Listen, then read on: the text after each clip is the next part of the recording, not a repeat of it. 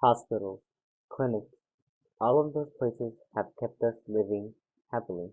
But are we still healthier in the 21st century or not?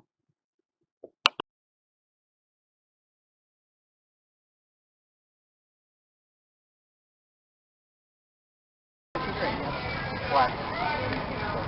Because that's where the money's at, and if they need to try to, have a budget for that, then it would be helpful for them to be actually, that happens in other countries, where it all comes from the government, you actually provide it.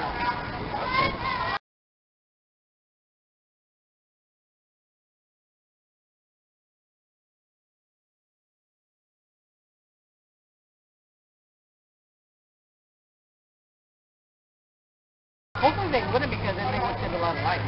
You would imagine that if they hiding it, that's like letting people die. It's almost like saying, hopefully they would like share it with everybody so they could actually, save people. You think there's a possibility that they might I hope so. With all the research they're doing, hopefully there will be a cure for that.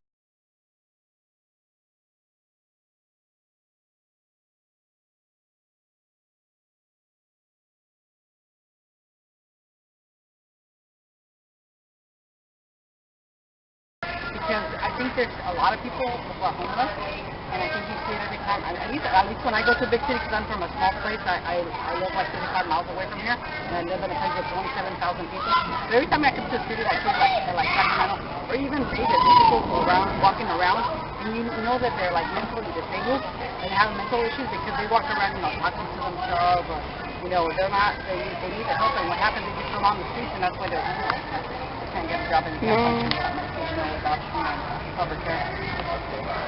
Should the government?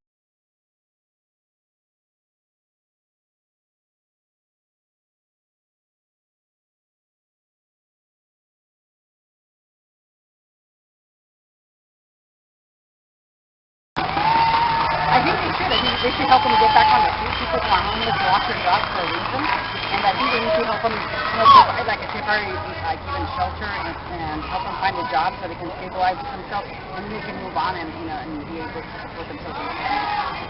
What kind of steps do you think should they take first?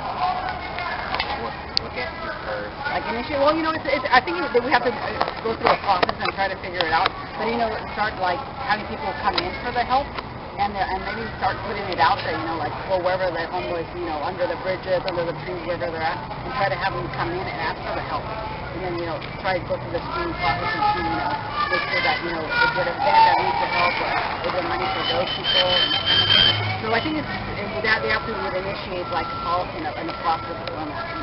And that's probably like a trial and error. Where if it didn't work one way, then they can try it a different way. Okay.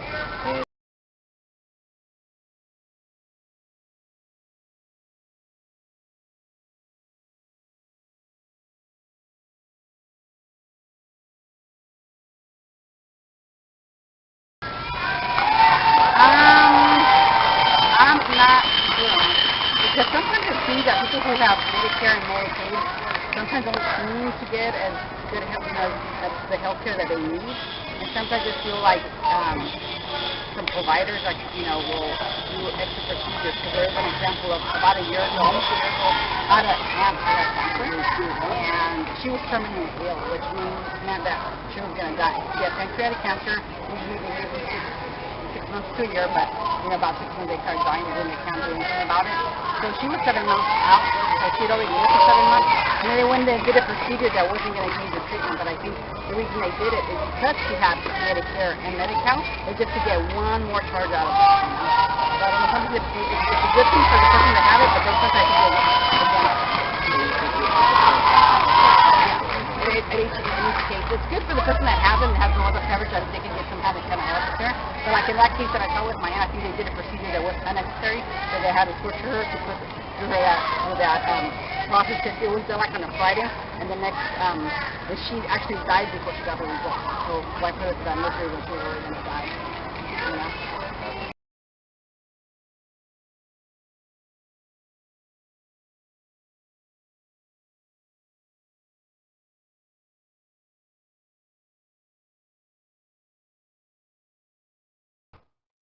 Maybe we aren't always cured from the most incurable diseases in the world, but I believe in those people who want to help those people.